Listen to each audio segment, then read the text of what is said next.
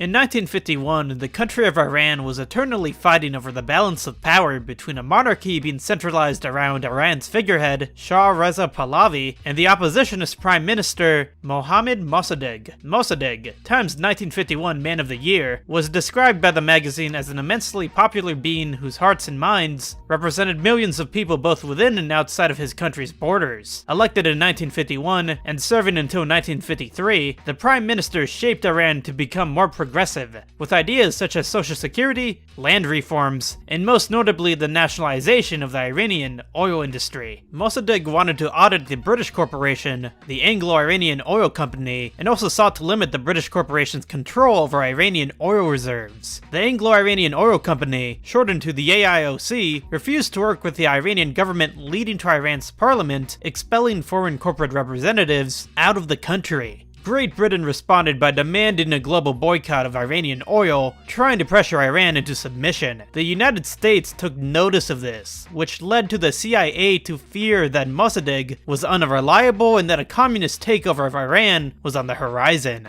Under the guidance of the Eisenhower administration, the CIA decided to undermine and overthrow the Iranian government. You see, at the time, the world was venturing into a period of a Cold War, the power struggle between two different sets of ideologies. The strategy to the United States was to vanquish any flames of slight socialism found within a country. The country could become a dictatorship, but just as long as it wasn't remotely socialist, it would be fine. The coup was carried out, with Mossadegh being forced to resign and imprisoned for 3 years. In place, a monarchy was initiated, with the CIA hiring mobsters to stage pro-Shah riots, leading to 200 to 300 people being killed. This was only the beginning of the CIA's direct undercover influences in guiding a country's trajectory in history. Take a quick look at Wikipedia and you'll find a long list of countries in which the CIA instigated regime change. Following the end of the Cold War, a new enemy appeared, one shrouded in terror. In the early 2000s, the #1 name on people's minds was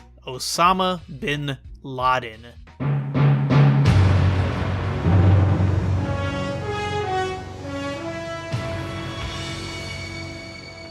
Public enemy #1 was hard to come by, but the United States desperately wanted him dead or alive. The general public was angry for what had happened years prior, and was hoping to finally obtain sweet revenge. It was almost cartoonish how much he was mocked on TV.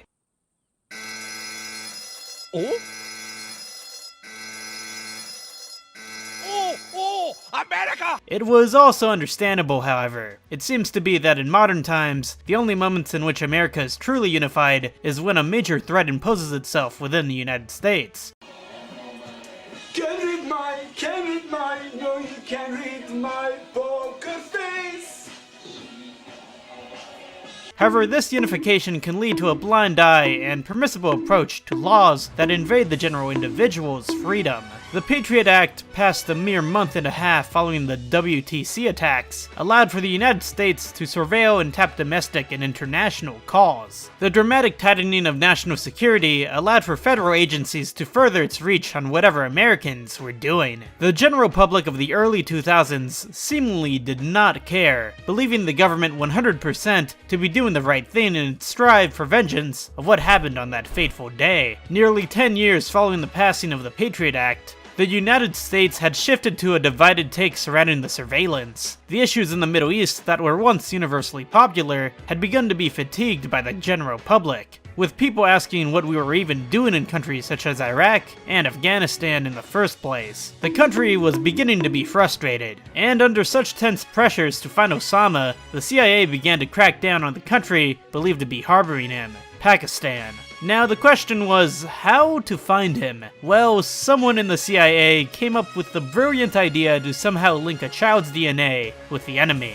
After tracking down bin Laden's potential compound, the CIA needed confirmation that it was truly him living in there. DNA from any bin Laden child taken would be obtained and then later compared to the DNA of bin Laden's sister, who had died in Boston in 2010. If the DNA proved to be consistent with his sister's, then that would prove that members of the bin Laden family were present in the compound. So the CIA, in an effort to try and link the both spirals of DNA, offered a fake Hepatitis B vaccination program to the people of Pakistan. Located in Abbottabad, the project started in the poorer part of town in an effort to make it seem authentic. In fact, going as far to hire a doctor who bypassed any management of Abbottabad health services, giving some of the vaccines to low-ranking government health workers who had no idea what they were taking part in. It is not known if the CIA managed to obtain any bin Laden DNA. In fact, other sources suggest that the operation did not succeed. Pakistan, who had no idea the operation was happening within their country, were livid at US authorities. Eventually, bin Laden